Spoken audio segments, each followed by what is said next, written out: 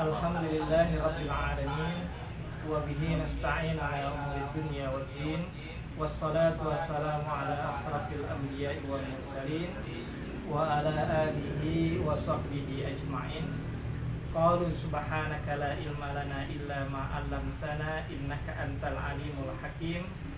Hasbunallahu wa ni'mal wakil. Ni'mal maula wa ni'man nasir. La haula wa la quwata illa billahil aliyil azim. Amma ba'du. Yang saya hormati Bapak Ustadz Soleh Sofyan, yang alhamdulillah pada sore hari ini saya bisa berkesempatan berkunjung ke rumah beliau, ya sekalian silaturahmi dan sekalian nodong buat ngaji. Mudah-mudahan pengajian ini membawa berkah buat kita semuanya dan kita selalu diberi petunjuk oleh Allah Subhanahu wa taala. Amin amin ya rabbal alamin. Bapak Ibu yang saya hormati, mudah-mudahan baik yang di rumah maupun yang sedang masak dan sedang melakukan kegiatan lainnya, mudah-mudahan pada kesempatan hari ini atau mudah-mudahan bisa mengikuti pengajian ini, dan kalaupun tidak, mudah-mudahan semuanya diberikan kesehatan oleh Allah Subhanahu wa taala. Amin amin ya rabbal alamin. Sholawat serta salam senantiasa kita haturkan kepada junjungan kita Nabi besar Muhammad sallallahu alaihi wasallam, yang mudah-mudahan kita kelak di yaumil qiyamah menjadi orang-orang yang mengikuti panji-panji beliau atau mengikuti barisan beliau kelak di akhirat nanti. Bapak Ibu yang dimuliakan oleh Allah Subhanahu wa taala, alhamdulillah pada kesempatan hari ini saya beserta istri bisa berkunjung ke kediaman Ustadz Soleh Sofyan untuk sekaligus bahasanya nodong biar ceramah. Dan kali ini mungkin kita banyak ya kayak dialog kali saja ya, seperti dialog, dan tema-temanya ya mungkin akan saya sampaikan yang nantinya akan dibahas oleh Ustadz. Obat musibah itu apa sih yang bisa kita ambil? Sumpama ada musibah, apa yang harus kita hadapi, kita perbuat dan sebagainya. Kemudian sikap menghadapi ujian kita harus bagaimana nih? Lebih-lebih pada masa corona ini, ada virus corona ini, perekonomian lagi lesu, segala sesuatunya hampir boleh dibilang macet. Gimana nih cara kita menghadapi kondisi yang seperti ini? Nanti ya Ustadz Soleh Sofyan akan sama-sama ikut rembuk lah. Mudah-mudahan bisa teratasi atau terobati sebagai pelipur lara. Terus siapa yang selamat? Ya, selamat katanya. Selamat dari musibah ini, apakah orang yang beriman, apakah orang yang syirik, apakah orang yang munafik yang selamat dari kondisi seperti ini? Terus ciri-ciri orang beriman itu bagaimana? Apa aja? Biar nanti digodok, digembleng oleh Ustadz kita, mudah-mudahan bisa menjadi pencerahan untuk diri kita, bisa menjadi bekal untuk diri kita. Terakhir, kapan pertolongan Allah akan tiba? Nah, untuk itu kebetulan saya juga ada di kediaman Ustadz kita. Takut Ustadz kita pergi kemana-mana, kita tangkap dulu. Saya kebetulan datang ke kediaman Ustadz dari 2:30. Takut beliau tahu-tahu ada dijemput juga, walaupun masa covid begini tetap aja nggak ada waktu kalau nggak dipesan duluan. Makanya sebelum kita mulai pengajian sore hari ini, mari kita sama-sama membaca Ummul Quran. Semoga pengajian ini dilancarkan oleh Allah Subhanahu wa taala, kita juga diberi ilmu untuk menangkapnya, dan kita mudah-mudahan masih tetap diberikan kesehatan baik lahir maupun batin. Ala hadhihi niyyah wa ala kulli niyatin salihah wa ila hadratin Nabi Mustafa Rasulullah sallallahu alaihi wasallam bisiril Fatihah.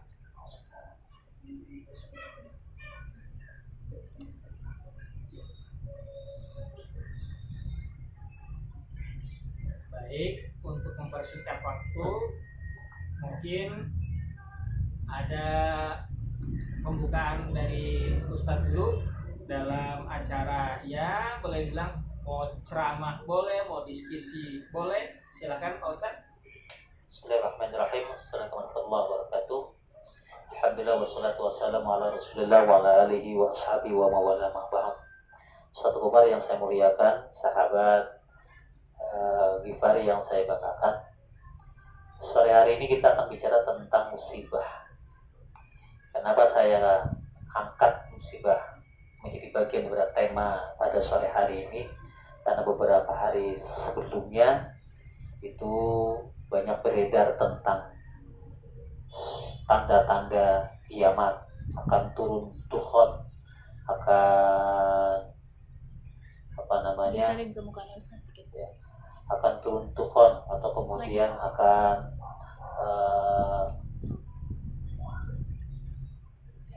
atau saya mikir dulu ya, akan turun Tuhan atau apalah ya. Atau kemudian kita akan bicara juga tentang apa sih sebenarnya kejadian tentang corona itu sendiri. Satu hal yang saya muliakan, dalam menghadapi ujian yang datang kepada kita semuanya, kita sebagai orang Islam harus berpikir, yang pertama, apa sih obatnya? Apa sih obatnya? Obat ketika musibah datang, atau problem itu datang, atau masalah itu datang adalah berdekat dan mendekat Allah Subhanahu wa taala. Apa yang diajarkan Rasulullah SAW? Yang diajarkan Rasulullah SAW ketika ada musibah, Rasulullah mengajarkan kepada kita untuk membaca Bismillahilladzi la yadurru ma'asmihi syai'un fil ardi wala fis sama'i wa huwas sami'ul 'alim. Insyaallah kita hafal Bismillahilladzi la yadurru, dengan menyebut nama Allah Subhanahu wa taala. Diawali dengan ismu a'dzam, namanya Allah Subhanahu wa taala. Kalau sesuatu sudah disebutkan nama Allah, berarti itu sesuatu yang dahsyat. Kalimat ini dahsyat, kalimat ini hebat, dan kalimat ini sakti. Maka diawali dengan ismu a'dzam. Allah itu sendiri bagian daripada nama-nama asmanya Allah Subhanahu wa taala. Ketika nama itu disebutkan ya, dalam kitab Ibnu Arabi itu dikatakan orang akan menjadikan Allah itu sebagai pegangan ketika kita menyebutnya, dan itu menjadi kata yang tajik dan sakti. Kalimatnya kan Bismillahilladzi la yadurru ma'asmi syai'un fil ardi wala fis samai was sami'ul 'alim. Ya Allah, saya berlindung kepada Engkau dari sesuatu yang membahayakan, baik yang ada di bumi maupun yang ada di langit. Dan Allah Maha mendengar dan Maha mengetahui apa yang terjadi dari seluruh alam itu. Ini kalimat akan menjadi taji ketika kita menyebut nama sifat Allah itu dengan 3 cara. Dengan 3 keyakinan, sahabat. Yang pertama, ketika menyebut nama Allah itu dengan ta'alluq. Apa itu ta'alluq? Kebutuhan. Ketika menyebut Allah, menyebut Ar-Rahman, Ar-Rahim, Al-Malik, Al-Qudus, dan seterusnya, di dalam jiwanya tidak hanya lisan saja, ada ta'alluq, bahwa aku sedang butuh Allah Subhanahu wa taala. Ya, ada ta'alluq, ada sandarannya. Saya butuh kepada Allah Subhanahu wa taala. Yang kedua, saat menyebut asma Allah, Ismul A'zam Allah Subhanahu wa taala, kita harus punya sifat tahakkuk. Apa itu? Mengetahui tentang Allah itu sendiri, memperdalam tentang Allah sendiri, dan mengetahui arti dari sifat Allah itu sendiri. Dan yang ketiga adalah tahalluk. Apa itu tahalluk? Berakhlak sesuai dengan nama Allah yang kita sebutkan. Jadi kalau kita menyebut Ar-Rahman, Allah Maha Pengasih. Maka kita ketika menyebut, jiwa kita harus punya sifat yang rahman. Ketika kita menyebut Ar-Rahim, ya, Maha Penyayang, maka dalam jiwa kita, mata kita, tangan kita itu benar-benar punya jiwa menyayangi dan melaksanakan apa yang disebut dengan rahimnya Allah Subhanahu wa taala. Al-Malik, Al-Qudus, dan seterusnya. Maka tahalluk itu menjadikan apa yang akan kita baca dengan menyebut asma Allah, asmaul azam itu jauh lebih sakti dan bestari. Kenapa orang-orang zaman dulu, para nabi, para rasul, itu ketika mengucapkan doa itu lebih tajam, lebih cepat? Ya tadi, saat menyebut nama Allah, dalam jiwanya sudah ada namanya ta'alluq, sudah ada namanya tahakkuk, sudah ada namanya tahalluk, sudah punya nilai keyakinan, maka yang diucapkan sama. Apa yang didoakan oleh kita ketika habis tarawih sama dengan apa yang diucapkan oleh para nabi. Apa yang diucapkan oleh Nabiullah Yunus alaihissalam tentu sama dengan apa yang dibaca oleh kita. Nabi Yunus ketika masuk dalam perut ikan hiu membaca La ilaha illa anta subhanaka inni kuntu minadh dhalimin. Tapi ketika Nabi Yunus mengucapkan La ilaha illa anta subhanaka, ada kalimat tasbih, beliau berta'alluq, beliau bertahakkuk, dan beliau bertahalluk kepada Allah Subhanahu wa taala. Maka segencit-gencitnya, seseram-seramnya musibah yang datang kepada Nabi Yunus alaihissalam masuk dalam perut ikan pun bisa keluar karena kalimat apa yang diucapkan oleh Nabi Yunus sebagaimana kita hafal. Nah, Ustaz Ghaffar yang dirahmati Allah Subhanahu wa taala, jadi yang pertama ketika kita kedatangan musibah, yang pertama adalah ambil kunci. Ambil kunci. Kalau kita terjun kecebur ke laut, maka yang pertama kita lakukan adalah cari kunci. Kuncinya apa? Berenang, cari sesuatu yang mengapung, pelampung, apapun, yang penting mengapung. Yang kedua, baru kemudian mencari pertolongan.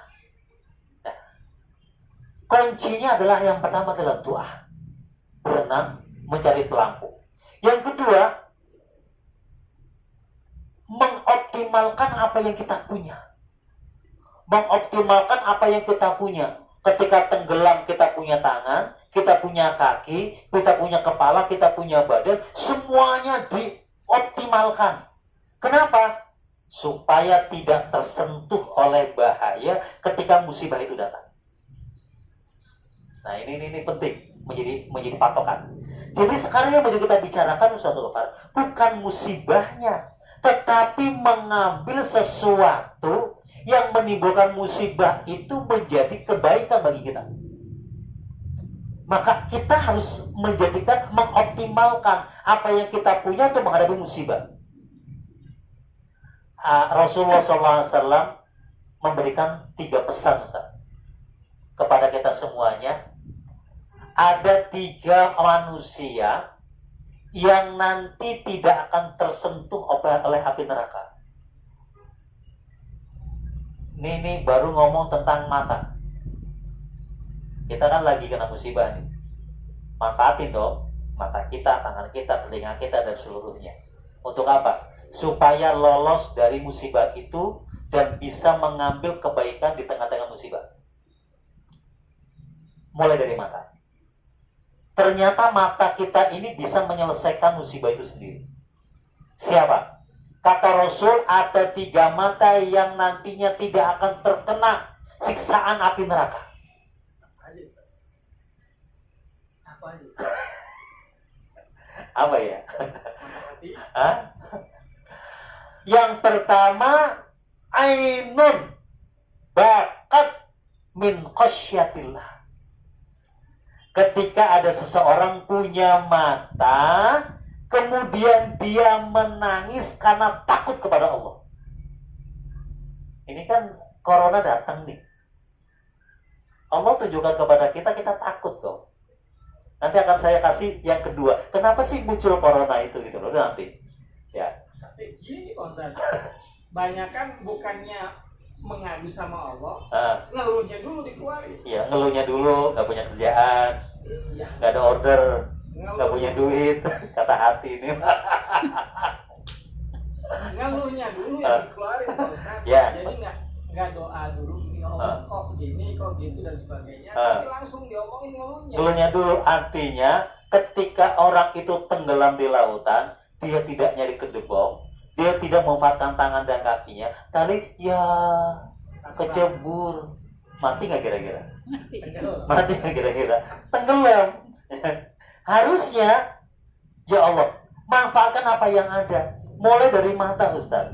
Ternyata ada orang yang diselamatkan oleh Allah dari mata saja ketika musibah datang. Siapa? Ainun bakat min khasyatillah. Ketika dalam kondisi corona datang, musibah datang, kerjaan nggak ada, semua diliburkan, WFA, ya, yang dagang tutup, yang jualan sate juga tutup, Ustaz.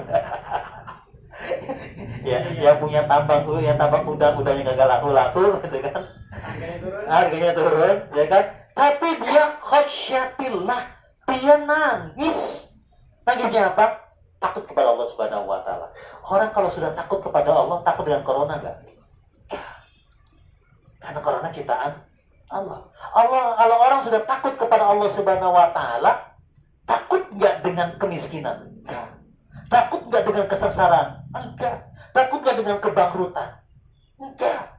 Termasuk takut nggak dengan sakit?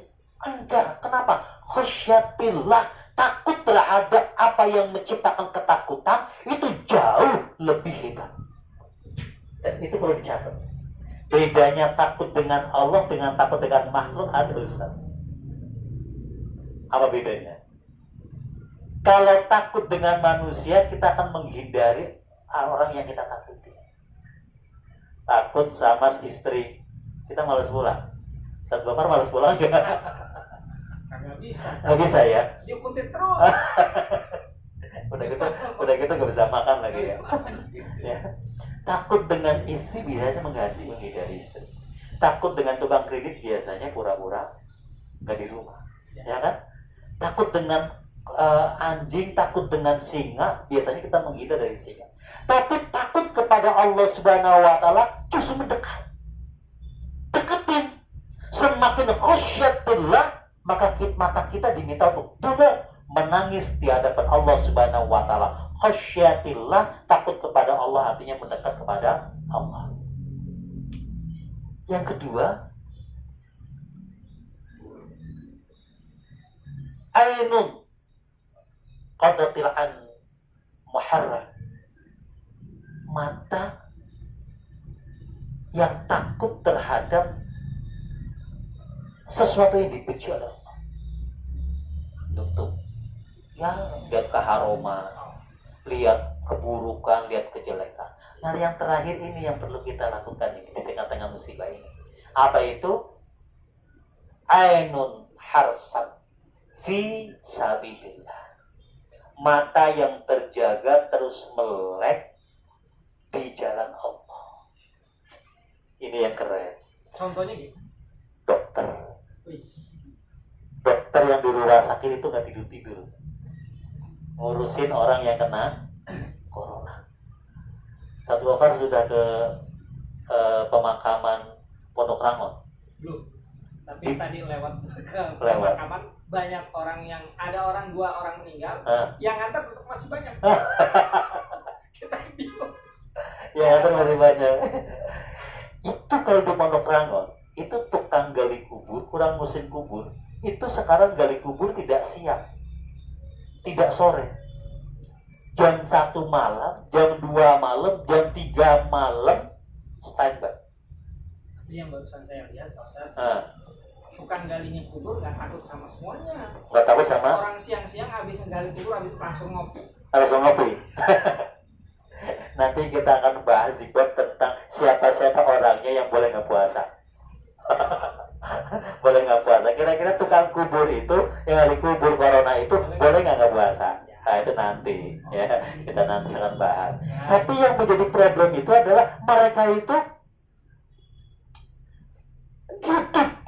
tidak tidur matanya karena dalam rangka untuk urusan kepada Allah Subhanahu wa Ta'ala. Kalau dia ngurus orang yang kena COVID, dia memandikan, dia mempusalakan, dia menguburkan karena Allah Subhanahu wa Ta'ala. Gaji mah pasti datang, nggak usah diomongin, nggak usah diomongin, pasti datang. Uang capek.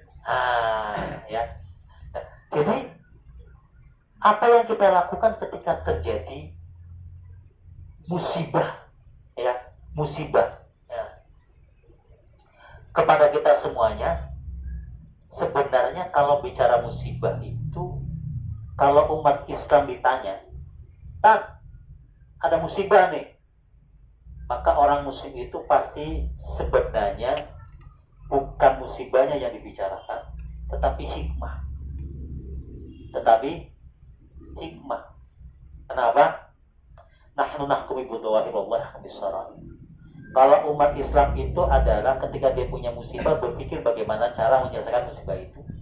Yang setelah dia berikhtiar menyelesaikan musibah itu, maka dia akan kembali kepada dirinya sebagai sosok seorang muslim, di mana dia punya nilai ketuhanan kepada Allah Subhanahu wa Ta'ala. Maka bingkai dari nilai ketuhanan itu adalah mengambil hikmah. Apa hikmah dari musibah itu sendiri, Ustaz? Kita kan segini. Jadi yang lolos terhadap musibah itu kan sebenarnya bukan orang yang selamat dari corona. Bukan. Orang yang ketika corona selesai, ternyata dia bertambah tinggi nilai takwanya kepada Allah. Siapa bilang orang yang hari ini meninggal kena corona itu nasibnya ternyata sial dibanding dengan kita? Belum tentu. Ya, seperti hadis yang bilang alimanu yazidu ya. Boleh jadi orang yang hari ini meninggal karena terkena COVID-19 jauh lebih bahagia daripada kita. Syahid akhirat, dimandikan, dikafatkan, dikuburkan. Kemudian nggak ada yang ngikutin, nggak ada yang recokin, nggak ada yang nganterin ke kuburan misalnya, cuma diantar pakai itu doang. Kalau tadi pengecualian ya kan. Tapi ternyata boleh jadi dia lebih bahagia daripada yang hidup. Siapa bilang yang selamat dari corona dengan cara hidup itu lebih bahagia? Belum tentu. Nah, apa hikmah tentang munculnya musibah itu? Ya, saya persingkat. Yang pertama, orang yang terkena musibah itu wama nursil bi ayati illa takhfif. Allah tidak akan mengutus, melepaskan tanda-tandanya kekuasaan Allah. Corona itu kan ada kekuasaan Allah. Ada corona, tidak ada corona, ada musibah, gak ada musibah, dan semuanya. Illa takhwif, supaya menjadikan orang itu takut kepada Allah. Boleh jadi sebelum ada corona, takut kita sama Allah itu hilang. Mana buktinya? Sok tuh lihat. Yang korupsi berapa orang? Yang ketangkep sama KPK tuh berapa puluh orang? Sudah disumpah. Kelihatan di TV tiap hari. Yang dikorupsi bukan ratusan juta, miliaran, triliunan. Sudah demi Allah padahal ya. Sudah demi Allah. Kan? Sekarang ini orang rampok itu bukan maling, itu nyolong duit orang itu bukan naik genteng loh.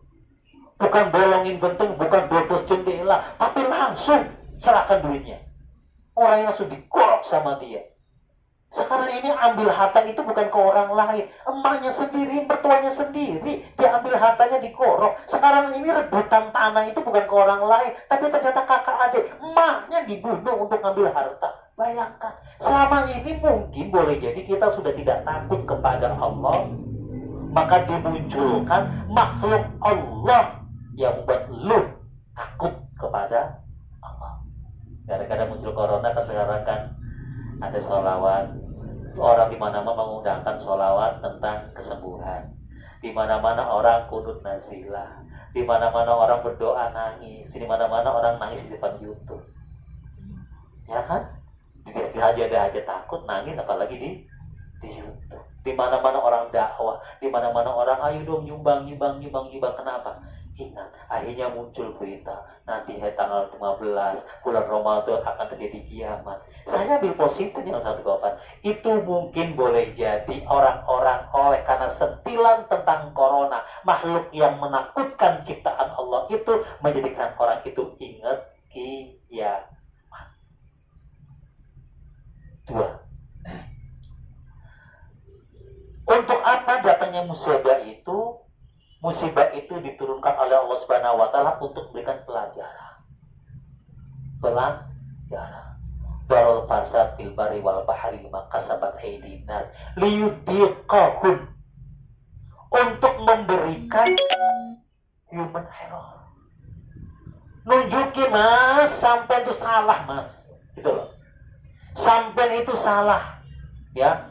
Sampai itu punya masalah. Kalau kemudian muncul corona, biar orang itu mikir bahwa ternyata selama ini ada sesuatu yang rusak yang Anda lakukan, menimbulkan sesuatu yang kerusakan yang lainnya. Maka kalimatnya adalah Dhaharul fasad fil barri wal bahri bima kasabat aydinas. Karena kasabat aydinas kita nggak boleh pasrah, harus evaluasi ke belakang. Kenapa Jakarta banjir? Oh ternyata resapannya sudah pada kagak ada, dibikin jalan, dibikin beton dan seterusnya. Kenapa kemudian banjir tiap hari? Karuan banjir tiap hari. Kenapa? Rumahnya kerendam lah, bikin rumah di pinggir kali. Padahal kalinya tadinya 10 meter menjadi 5 meter karena dipakai oleh kita. Salah siapa? Darul fasad bima kasabat aydin nas. Nah, kemudian yang ketiga adalah dengan datangnya musibah seolah-olah Allah ngomong sama kita, ya ayyuhannas wa antum fuqara. Anda itu miskin. Cuman kita sering menerjemahkan bahasa miskin ini salah, Ustaz. Bukan salah, perlu dibetulkan. Miskin itu dianggapnya miskin harta. Ada hadis yang mengatakan bahwa nanti di surga itu yang paling banyak adalah orang miskin. Orang kayanya kemana? Gitu kan? Orangnya kemana? Sebenarnya yang disebut dengan yang di surga itu banyak orang-orang miskin yang masuk surga adalah fuqara ilallah, butuh Allah. Nah, gitu loh. Butuh Allah. Makanya di surga itu banyak orang yang miskin. Siapa? Orang-orang yang memang dalam hidupnya memang butuh Allah. Jadi sekarang corona kan datang, musibah datang, kita semuanya butuh Allah. Dengan sedekah butuh Allah. Dengan bangun malam berarti butuh Allah. Dengan ceramah sana kemari berarti butuh Allah. Butuh Allah. Semuanya butuh Allah. Selama ini mungkin kita egois, sering lupa sama Allah. Mana buktinya? Berangkat pagi pulang sore kita kerja, duhurnya hilang. Jadi sebenarnya corona tamu dong, Pak. Hah? Tamu dong. Corona adalah tamu. Ya. Tamu tugasnya mengingatkan. Tapi tadi belum dibicarakan, boleh jadi bima kasabat aydin nas. Munculnya corona bukan juga berarti boleh jadi kesalahan manusia. Ini kan orang yang terkena corona pertama kali dulu di Wuhan itu karena makan apa? Kelelawar, makan ular, akhirnya muncul virus, muncullah namanya corona. Orang membiasakan makanan yang dilarang oleh Allah, makanan haram, maka akan memunculkan bahaya pada dirinya. Darul fasad fil barri wal bahri bima kasabat aydin nas. Maka harus dikasih peringatan oleh Allah Subhanahu biar nggak keterusan. Iya. Begitu Ustaz. Berarti alhamdulillah kita masih dikasih peringatan daripada di bumi hangus kan? Ya, itulah bedanya antara ujian, musibah dengan murkanya Allah. Kalau yang bersifat ujian atau musibah, itu biasanya orang itu Allah masih kesempatan hidup. Yang kedua, kalau kemudian Allah panggil dalam perjalanan musibah itu sendiri, masih diperlakukan dalam nilai-nilai kemanusiaan. Masih dimandikan, bisa disolatkan, bisa dikuburkan. Ada beritanya, ada pengumuman di sholat di masjid. Tapi kalau murka Allah, ditenggelamkan, masuk laut, dan itu bersifat kaum, bersifat secara universal.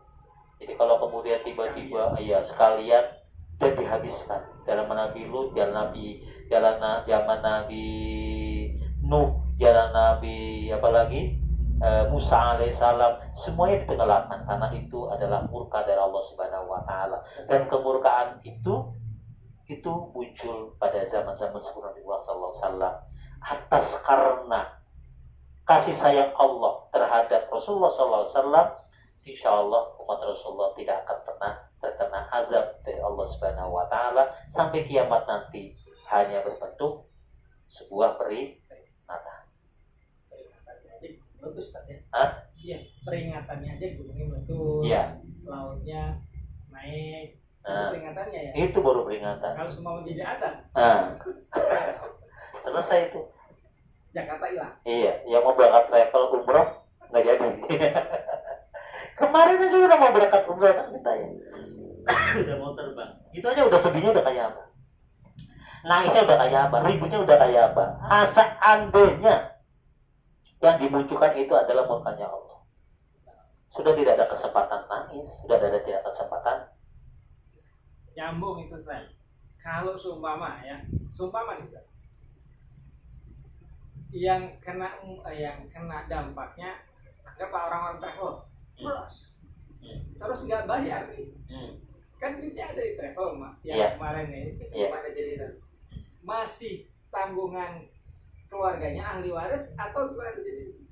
Orangnya meninggal apa gimana? Ya otomatis kalau udah di summer musibah begitu habis lah. Iya. Udah bayar, udah mau berangkat. Iya udah mau berangkat, terus musibah, ya digusur lah sama murka Allah. Iya. Orangnya itu. Ya, kita tidak pernah tahu bahwa itu adalah murka Allah atau tidak, kan gitu kan? Kita tidak tahu. Kecuali adalah datangnya kiamat itu sendiri, itu bagian daripada qadarnya Allah Subhanahu wa taala. Yakinlah bahwa orang yang sudah mau berangkat kemudian ternyata tidak jadi berangkat karena meninggal, dia sudah mendapatkan pahala umroh atau haji itu sendiri. Bukan jamaahnya Bang Ustaz. Tapi yang ngurus umrohnya seumpama ya kayak saya lah, yang meninggal. Jadi kan otomatis duitnya masih ngumpet nih. Kita gimana? Itu yang jadi. Sekarang yang ngurus dari mana yang ngurus? Yang ngurus kan seumpama penerimanya langsung. Seumpama sayanya yang tanggung jawab saya sama istri saya nggak tahu lah. Iya. Cuma ngurus aja. Itu gimana? Enggak, kondisinya kiamat apa masih hidup? Yang ngurus ini? Yang ngurus maut. Mau juga sama. Maut. Ya, itu sudah tertutup di proses apapun karena memberangkatkan dia itu sudah berikhtiar, sudah selesai. Berarti ikhtiar memberangkatkan kan sudah terjadi.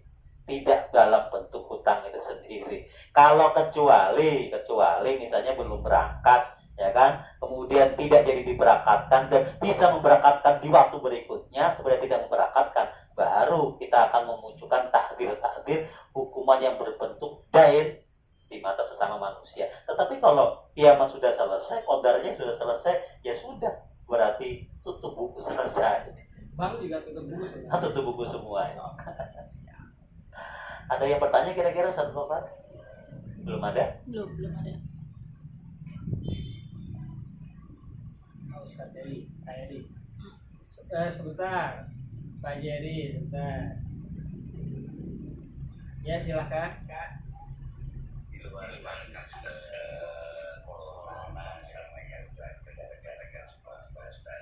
Kalau saya mau menanyakan masalah warisan, bisa nggak di sini Pak Ustaz?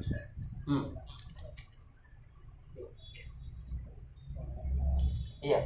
Silakan. Bisa. Ini mohon maaf. Jadi gini Pak Ustaz, tentang ahli waris. Kan ibu ini sudah meninggal 2 tahun yang lalu, 2 tahun kurang lah. Bahkan kalau menurut hukum agama Islam itu 40 hari setelah meninggal kalau bisa dibereskan sesuai dengan hukum Islam dan bagi waris. Nah, ternyata ada 2 orang di antara kakak ini menahan-nahan warisan tersebut. Sudah saya jelaskan di hukum-hukum agamanya, tapi kekeh dia itu inginnya di harga yang tinggi gitu. Bagaimana menurut Pak Ustaz? Baik, Pak Heri, ya. Membagi warisan itu adalah hak orang yang meninggal, yang memiliki harta. Ya, hak orang yang meninggal, dan membagi warisan adalah kewajiban orang yang menerima warisan. Perhatikan, ada hak, ada kewajiban. Hak berarti tuntutan orang yang meninggal kepada orang yang menerima. Kalau tidak dilaksanakan, maka terjadi kedoliman terhadap orang yang hidup. Yang kedua, orang yang menerima itu bersifat hukumnya wajib. Hukumnya adalah wajib untuk secepatnya membaginya. Maka kalau tidak dibagi atau ditunda dibagikan, maka boleh jadi sang anak yang menerima warisan itu menjadi orang yang zalim. Boleh jadi dia termasuk bagian daripada anak yang durhaka. Kenapa? Membiarkan orang tua yang meninggal, yang seharusnya urusan dunianya selesai, ternyata dia harus menerima beban-beban keduniaan akibat belum dipindah tangankan kepada orang yang hidup. Cuma kebiasaan orang Indonesia, kalau bicara setelah orang meninggal, bicara waris, kesannya tabu. Orang belum kering kuburannya udah ngomongin warisan. Biasanya begitu kan? Biasanya begitu. Ingat, membagi warisan itu bukan kebendaannya yang harus kita fokuskan, tetapi hukum membaginya itu yang penting. Maka saya sering bicara tentang bab mawaris ini.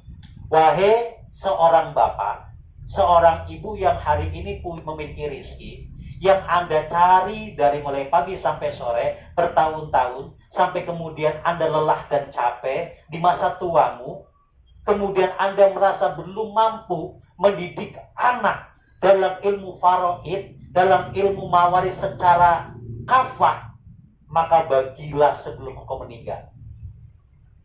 Bagilah sebelum engkau meninggal. Maka hukum membagi sebelum meninggal itu namanya hadiah atau namanya hibah. Ya, namanya hibah. Tapi kalau kemudian sudah kadung, orang tua meninggal, harta warisan belum dibagi juga, maka wajib hukumnya membaginya dengan hukum faraid atau hukum waris. Pak Iskandar, Pak Heri, mohon maaf ini agak kasar buat ucapan saya. Membagi warisan itu gampang. Ada 1/3, ada 1/8, ada 1/6, ada asobah, ya, ada sisa itu, dan seterusnya. Membagi waris itu sangat gampang dan mudah. Yang membuat sulit membagi harta waris adalah tamak. Saya ulangi, tamak, Pak. Yang membuat sulit membagi harta waris adalah rakus. Apapun atas namanya. apapun atas namanya, kalau sulit membagi harta waris, pasti ada sesuatu yang fokusnya adalah berapa banyak dia akan mendapatkan, berapa nilai yang paling besar, berapa harga yang paling besar. Itu tuh semuanya menjadi halus, tapi sumbunya adalah kerakusan dunia, bukan karena sayang kita kepada orang tua kita. Allah alam bisawab. Saya sudah dari samping malam kemarin malam bukan tadi malam kalau nggak salah sudah saya sampaikan di dalam hukum agama itu seperti agama Islam seperti ini. Artinya sang kakak ini jangan sampai dosa besar gitu. Sang kakak ini jangan sampai dosa besar dengan menahan-nahan rezeki orang. Sementara kalau kita kekeh dengan harga yang tinggi tapi tidak sesuai dengan kenyataan, repot menurut saya. Makanya saya sampaikan, kita jual sesuai pasaran. Bagikan, apalagi di saat sekarang kondisi ini memang agak sulit untuk keluarga gitu ya. Di samping semua sudah pada pensiun, ada yang memang kondisinya lagi tidak baik. Di saat sekarang lah bahu-membahu itu, maksud saya gitu loh Pak Ustaz, ke kakak itu. Tapi kakak saya bilang ya, saya tidak butuh uang, biar aja nanti nunggu sampai harganya cocok atau dikit. Jadi ucapan saya tadi malam akhirnya agak sedikit keras. Ya sebentar, tinggal tunggu aja satu persatu meninggal saya. Jadi sekali lagi saya perlu tekankan, membagi waris itu bukan butuh atau tidak butuh. Membagi waris itu bukan tinggi atau rendahnya barang yang akan dibagi. Membagi waris itu adalah menunaikan hak orang tua terhadap anak. Itu fokus. Taruhlah saya sudah punya uang banyak, tanah saya juga sudah banyak, kemudian saya dapat warisan dari orang tua saya di kampung. Maka saya cepat-cepat menunaikan hak orang tua dengan membagi secepatnya. Kemudian setelah dibagi, perkara kemudian saya mau jual atau tidak, itu urusan lain. Perkara saya mau hibahkan atau tidak, itu urusan lain. Perkara kemudian harganya mau naik atau turun, itu urusan lain. Singkirkan itu semuanya. Karena apa? Kita bisa bayangkan, sekian tahun orang tua kita meninggal, ternyata masih bayar pajak, Pak. Bayar pajak. Bagaimana kalau seandainya tiba-tiba, ini baru bayar pajak. Pajak buat siapa? Atasannya apa? Bapak Sueb. Manusia mana? Udah meninggal. Berapa tahun? 20 tahun yang lalu. Bayangkan. Itu masih belum seberapa. Bayangkan kalau seandainya tanah beliau yang belum dibagi, di atasnya ternyata kita tidak pernah tahu digunakan untuk kemaksiatan. Siapa yang kena dosanya, Pak? Yang punya tanah. Sementara yang punya tanah itu adalah yang mencari tanah. Kemudian dia di alam kubur gak bisa teriak, gak bisa ngusir orang yang berbuat dosa di atas tanah kuburnya. Kira-kira sakit gak? Kira-kira sakit. Yang dolim siapa? Anaknya. Demi untuk harga, akhirnya menunda-nunda pembayaran. Kalau saya yang boleh ngasih saran, Pak, boleh saran, bagilah dalam bentuk nilai barang. Misalnya tanah di sana ada, tanah di sana itu misalnya ada 1000 meter. Berapa nilai sepakat kita bareng-bareng? Kalau sepakatnya adalah 1 meternya 1 juta. Berarti 1 juta kali 1000 berapa? 100. Berapa? 1 M. Anaknya 10, berarti satu orang itu kebagian 100. Sudah. Rumah di sana satu anak kebagian 100.000. 100 juta. Nanti kalau kemudian harga tanah naik semuanya. Kalau turun semua. Tapi semuanya sudah pada tahu bahwa tanah itu saya punya bagian adalah 100 juta atau 10 meter atau misalnya 100 meter per anak. Itu lebih safety, Pak. Ya, lebih safety. Perkara kemudian harga naik atau tidak naik itu seperti itu. Jadi kalau saya bisa ngurusin mawaris, biasanya benda-benda yang bergerak yang dijual dulu. karena itu biasanya lebih gampang. Kemudian benda mati, kalau memang tidak sepakat dalam penjualannya karena pembeliannya terlalu lama, membutuhkan orang yang mau beli dengan barang yang luas, oke, bagi secara nominal, bagi secara meteran. Saya anak pertama mendapatkan 100 meter, anak kedua 100 meter, anak ketiga 100 meter, anak keempat 100 meter. Silakan. Yang mau pecah-pecah, yang mau nunggu dijual bareng-bareng, silakan. Yang penting Anda punya jatah itu. Nah, itu berarti sudah terjadi pembagian. Gitu, Pak. Ya, saya paham dan mengerti sekali apa yang dimaksud diterangkan. Berarti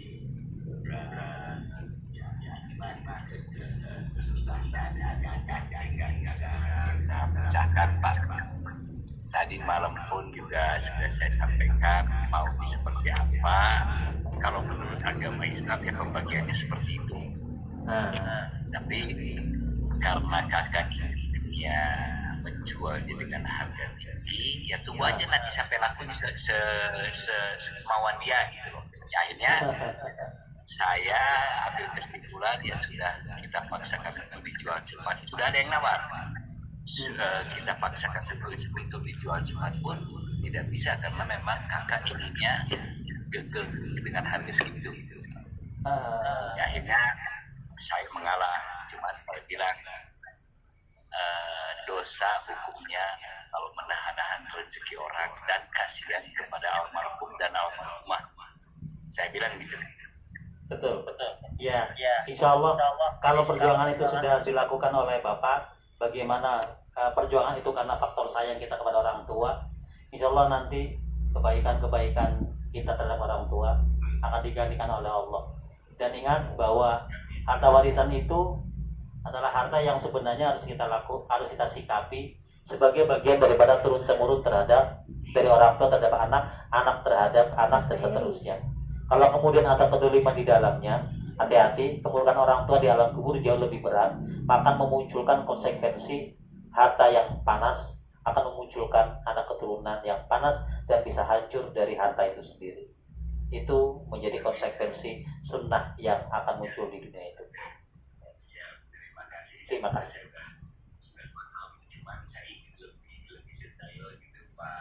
Nah, setelah saya sampaikan, ya. Nanti boleh disambungkan ke nomor WA saya. Nanti akan boleh kita sambungkan pakai WA saya. Nah, ya. Amin. Terima kasih banyak. Sama-sama. Lanjut Pak Eri ya. Ya, terima kasih banyak Pak. Ya, Sama-sama Pak silakan, Eri. Lanjut. Lanjut Ya. corona. Baik, Terima kasih Pak. sama-sama Pak Eri. Barakallah. Jadi Bapak-bapak yang dirahmati Allah Subhanahu wa taala, siapa bilang bahwa keimanan itu tidak diuji oleh Allah Subhanahu wa taala? Alladzi khalaqal mauta wal hayata liyabluwakum ayyukum ahsanu amala. Orang-orang yang diciptakan oleh Allah Subhanahu wa taala, Allah akan berikan ujian oleh Allah Subhanahu wa taala. Ahsanu amala, sebagai bagian daripada proses kawah canda dibukanya kita itu sendiri. Maka apa sikap kita? Apa sikap kita setelah kita mengetahui hikmah? Oh, munculnya corona itu supaya kita takut kepada Allah. Kembali takut kepada Allah. Yang kedua, menjadi bahan pelajaran. Ada evaluasi. Evaluasi. Salahnya apa sih? Masalahnya apa sih? Perbaiki dong, ya kan? Yang ketiga adalah menjadi bahan penyadaran bahwa kita ini memang butuh kepada Allah Subhanahu wa taala. Kita ini fakir, membutuhkan pertolongan dari Allah Subhanahu wa taala. Maka garis besar itu kemudian berlindung kepada Allah. Kemudian yang kedua adalah tawakal. Jadi kalau sudah tawakal itu mewakilkan semuanya kepada Allah Subhanahu wa taala. Dalam bab tawakal itu ada namanya bab ikhlas. Ikhlas itu apa sih? Kalau orang Arab kan sering ngomong kholas. Iya. Kholas itu ada ikhlasnya dengan tamam, lengkap, selesai. Namanya udah selesai, yang udah selesai. Kholas, ya kan? Di dalam keikhlasan itu mengandung 3 unsur sumbu. Yang pertama adalah minallah, semuanya dari Allah. Semuanya dari Allah. Kalau udah begini udah kagak ada yang salah ini nih. Gara-gara ono, gara-gara ini, gara-gara anu, gara-gara udah selesai. Ya kan? Misalnya saya beli motor, tiba-tiba hancur. Bro, kenapa hancur? Itu dibawa sama istri misalnya, ya kan? Kok bisa begitu sih? Jatuh gitu kan. Ya sudah tahu problemnya, sebabnya apa? Khaufnya ada, takfifnya ada, kemudian macam-macamnya ada, sudah ujungnya adalah tawakal pada Allah. Ya sudah, langsung masuk pada wilayah ikhlas, ikhlas sudah selesai. Tinggal kita menyelesaikan masalah itu sendiri. Ini menghindari hal-hal yang bersifat emosi, kemarahan, kemudian fokus terhadap problem sehingga kita tidak pernah menjadikan problem itu jadi sebuah penyelesaian. Sebenarnya malah justru orang yang maju adalah orang yang mampu mensikapi masalah tanpa masalah pegadaian. Kan gitu loh. Tawakal, khalas, syaratnya adalah minallah. Ya udahlah, ini dari Allah dah. Yang kedua, iya dari Allah, enggak dari Allah. Allah yang ngatur, ya kan? Walaupun nanti ada tabi mubrom atau dari Allah. Kita di sesi berikutnya kita akan bahas. Yang kedua, ilallah. Jalurnya kepada Allah. Punya bini cerewet misalnya. Jangan kesohon nengoknya, ya kan? Yang cerewet. Siapa bilang? Di Hadramut itu ada wali. Ternyata tiap dia usaha nggak pernah sukses. Tiap dia doa nggak pernah terkabul. Kenapa nggak terkabul? Dia menghindar dari istrinya. Istrinya cerewet, menghindar. Ketika menghindar, doanya nggak terkabul, usahanya nggak sukses. Tapi ketika balik kepada istrinya yang cerewet, doanya terkabul, dia jadi walinya Allah Subhanahu Wa Taala. Kata orang ini orang menjadi wali lantaran bininya yang cerewet. Satu bini cerewet apa enggak? Jangan nengok ke sini dong. Kalau cerewet bisa jadi wali itu. Ya. Nah, ternyata ilallah, minallah, ilallah. Kemudian yang ketiga adalah alallah atau billah. Satu bingkai kehidupan, sudut kanan kayak sudut kiri kayak apapun kata Rasulullah. Rasulullah tuh ngasih kebuah selingkaran, ya, segitiga, di tengahnya dikasih garis. Ini adalah satu perjalanan qadarnya Allah. Dan ini adalah garis dari batas yang Allah berikan. Di ujung-ujung itu adalah godaan jin dan ada godaan setan. Tetap kita harus sampai kepada garis itu. Artinya, jangan engkau mundur lantaran engkau punya problem, engkau punya masalah, engkau melihat sesuatu tidak engkau sukai dan tidak engkau senangi, sehingga engkau lupa bahwa itu adalah billah. Hidup ini kan dari apa? Billah. Hidup ini dari Allah, untuk Allah. Ya kan, ama khalaqtul jinna wal insa illa liya'budun. Lantas kemudian gara-gara hidup itu billah, kemudian mendapatkan kesulitan hidup, kemudian lupa kepada Allah. Kan tambah berantakan, tambah hancur, tambah hancur. Apa itu? Apa itu tambah? Sama yang Kandung diri. Nah, itu kemarin ada di daerah mana tuh? Di luar Jawa. Ustaz Gofar, ya Allah, istri, emaknya, anaknya dua, yang satu kecil. Saya sih nggak yakin ini anak akan kandung diri sendiri. Orang masih bocah kok, umur 3 tahun, bayangkan. Yang satu umur 6 tahun. Buat saya mau itu. Di amak-amaknya digantung, udah gantung diri, ya Allah. Padahal hidupnya itu anak itu billah. Hayat anak itu billah. Dia melahirkan juga billah, minallah ilallah. Tapi kenapa dalam hidupnya itu justru lupa kepada Allah, bunuh diri? Rabbana ya Karim. Pasti ada yang disalahkan oleh dia. Itu ciri-cirinya. Pasti ada yang disalahkan oleh dia. Begini. Ya. Kalau engkau, ini bahasa tasawuf. Ya. Kalau engkau mendapatkan kesalahan dari seseorang, maka carilah 1000 alasan untuk pembenaran orang itu. Suatu kali kau menyapa saya, oh gak lihat, oh gak pakai kacamata, Oh, lagi banyak pikiran. Cari 1000 alasan-alasan yang membuat kita ini tidak berpikir suudzon kepada orang itu. Ya, itu orang itu.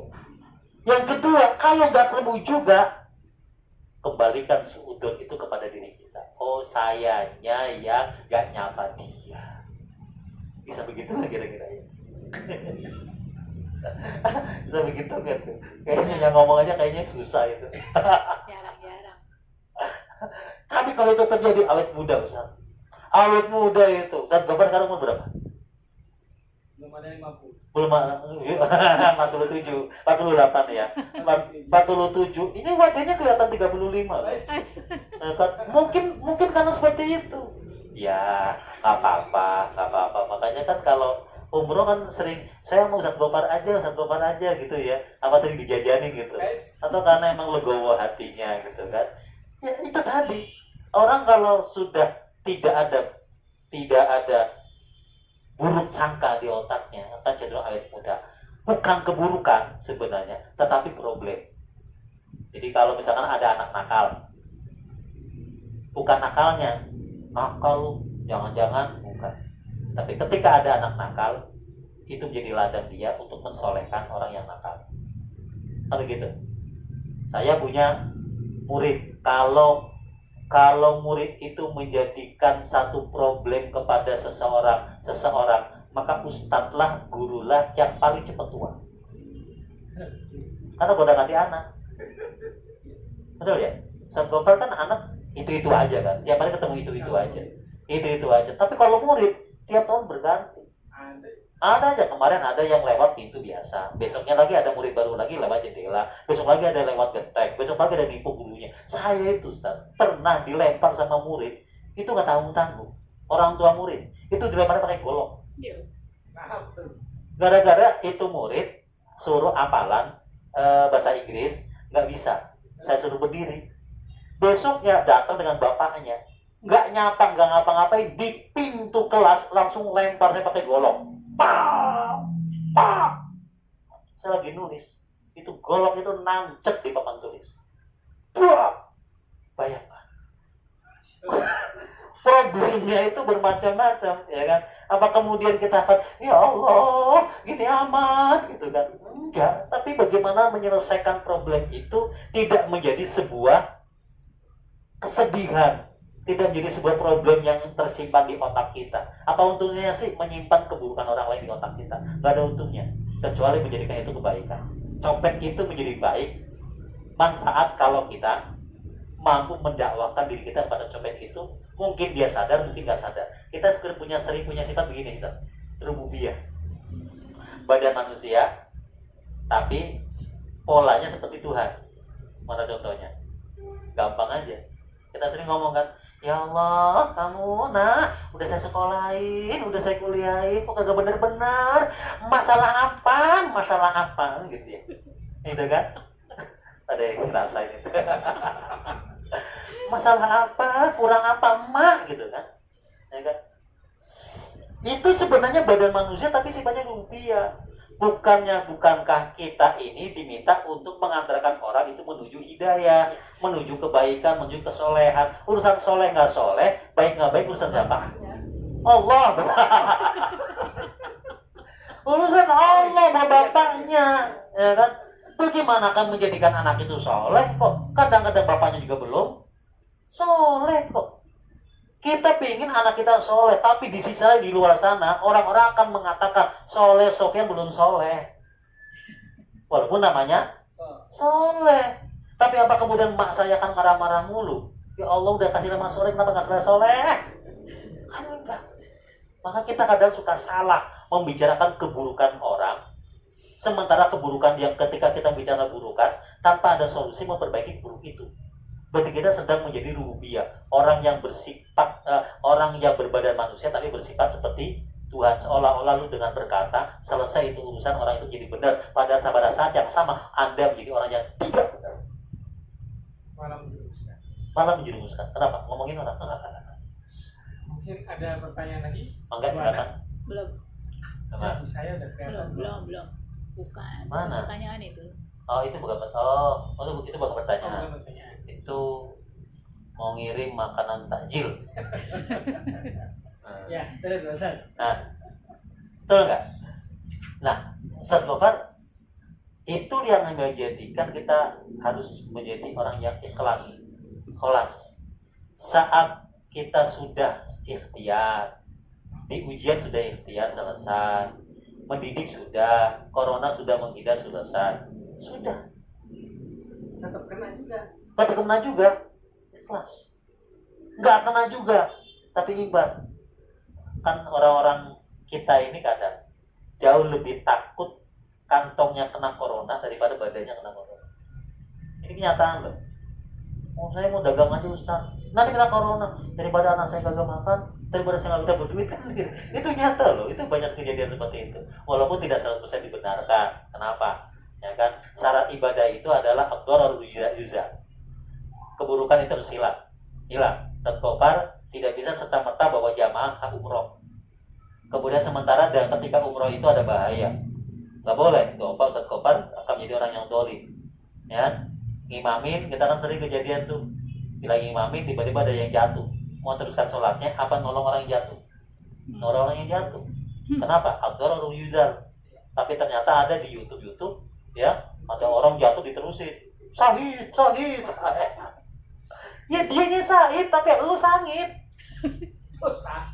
Iya kan? Dosanya. Wah, dolim besar gitu loh, dolim besar. Anda egois dengan keagamaanmu, egois dengan akhiratmu. Ini walaupun berjamaah Ustaz, kalau ada salah satu meninggal ini batal. Ya batal, jatuh, batalin. Masih bisa diganti dengan sholat, i'adatus sholat. Justru kalau meneruskan kita dolim. Sebenarnya orang itu bisa kita tolong sepersekian menit ketika kita menolongnya. Tapi ternyata kita egois menyediakan sholat kita, lantaran ingin dapat pahala, dapat surga. Berarti setidaknya orang yang sebelahnya yang buru-buru membatalkan. Ya, siapapun yang melihat, siapapun melihat kanan kirinya yang melihat, cepat batalin, bergerak. Ya, termasuk ya tadi, kita mau sedekah keluar, sementara kanan kiri kita bermasalah, tarik dulu buat isi. Yang di kanan yang terdekatnya itu, kita kan ya, saya sih suka ngomong, saya senang bangga dengan orang yang bikin donasi ke sana kemari. Tetapi lebih bangga lagi adalah ketika dia berhasil menengok kanan kirinya, termasuk boleh jadi emak kita, bapak kita, itu kan orang tua kita, tetangga kita, saudara kita, itu juga untuk kita pikirkan sebagai daripada kebutuhan kita, jiwa sosial kita harus dimunculkan. Gitu Ustaz Gofar. Jam berapa Bu Ana? Udah jam 5. Ya. Gimana, ada yang mau nanya ibu-ibu, bapak-bapak? Sebelum di close karena udah jam 5, mungkin ada yang mau menyiapkan takjil, jadi kita tidak mengganggu. Ada nggak Bu Ana? Belum. Yang mau nanya? Belum. Pak siapa yang bisa nanya? Nggak ada. Oke, mungkin di close Ya. aja Pak Ustaz. Ya, saudaraku yang dirahmati oleh Allah Subhanahu wa taala. Wa maulana ya Allah, wa 'ala Allah wa yatawakkal kulul mu'minin. Bahwa serahkan, tawakalkan kita kepada Allah Subhanahu wa taala. Jadikan Allah pelindung kita. Kemudian bertawakallah kepada Allah Subhanahu wa taala, menjadi bagian daripada ibadah kita. Dan mudah-mudahan setelah kita bertawakal kepada Allah dan menerima tentang problem kehidupan di dalam virus corona ini, muncul kemenangan orang yang kemudian menjadi ingat kepada Allah, orang yang menjadi takut kembali kepada Allah Subhanahu wa taala, orang yang menjadi dekat kepada Allah Subhanahu wa taala. Itu harapan kita. Amin ya rabbal alamin. Kita tutup dengan membaca alhamdulillahirabbil alamin. Baik, Bapak Ibu yang dimuliakan oleh Allah Subhanahu wa taala, mudah-mudahan kajian sore hari ini dapat kita ambil hikmahnya dan dapat kita amalkan jika memang bermanfaat. Dari kami Gifari Anugerah Tim mengucapkan ribuan mohon maaf jika dalam pelaksanaannya ada kekurangan, kekhilafan, dan atas perhatian Bapak Ibu dengan terselenggaranya acara ini, kami dari Gifari Anugrah mengucapkan ribuan terima kasih. Mudah-mudahan acara ini bisa terus berlanjut, ya, tentunya dengan dukungan dari Bapak Ibu sekalian. Baik, dari kami mohon maaf sekali lagi. Saya dengan Ibu Ana akan selalu menemani untuk keliling. Ini sekarang di rumah Ustadz Soleh, besok ya mungkin di rumah Bu Tita atau di rumah Pak Ustadz mana kita akan datangi. Di Bandung atuh dibuka jalan tolnya. Itu saja yang dapat kami sampaikan. Kurang lebihnya mohon maaf. Hadanallahu wa iyyakum ajmain. Wassalamualaikum warahmatullahi wabarakatuh. Waalaikumsalam warahmatullahi wabarakatuh.